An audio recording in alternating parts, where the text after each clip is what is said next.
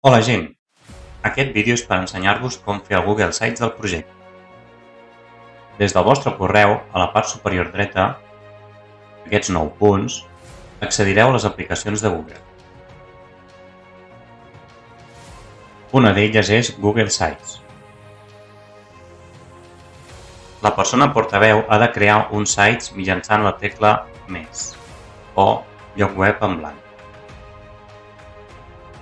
i compartir amb la resta del grup. Si veieu que no podeu compartir, primer heu de ficar un títol.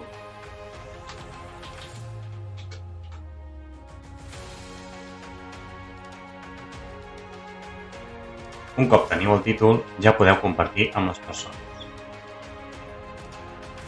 Mentre la resta del grup decideix la temàtica, és a dir, l'estètica,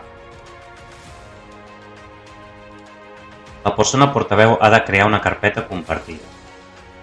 Òbviament, ho ha de compartir amb tot el grup.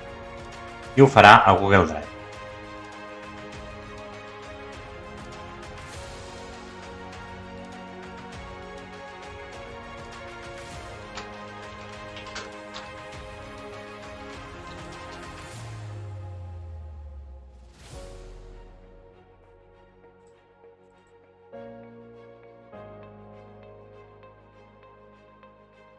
En aquesta carpeta es guardaran fotografies i documents del grup. Un cop fet això, toca editar els sites. Com us he dit, en la pestanya Temes trobareu l'estètica que li podeu donar al Google Sites.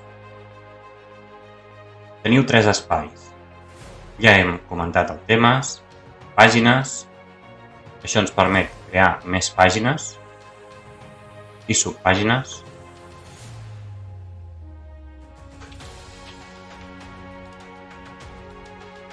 I la pestanya Insereix. En aquesta pestanya podem introduir quadres de text, imatges, enllaçar documents del Drive o a vegades enllaçar webs. Podem distribuir com ho volem, en blocs de contingut, amb un vídeo o una imatge i un quadre de text i una descripció. En la portada el que heu de fer és identificar el nom del projecte, quins són els components del grup i en què consisteix el projecte amb les vostres paraules. També s'hi pot incloure un logo. Aquí anirem ficant la informació directa del projecte. Què és el que heu de fer cadascun de forma individual? Heu de crear una pàgina amb el nom del vostre rol.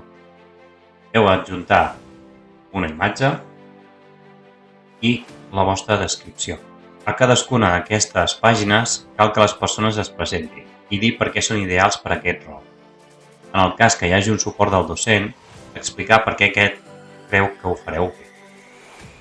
Cal adjuntar una foto de la persona. Si no la podeu pujar, aneu a la unitat compartida que teniu del grup. Tota informació nova referent al grup s'ubicarà en subpàgines.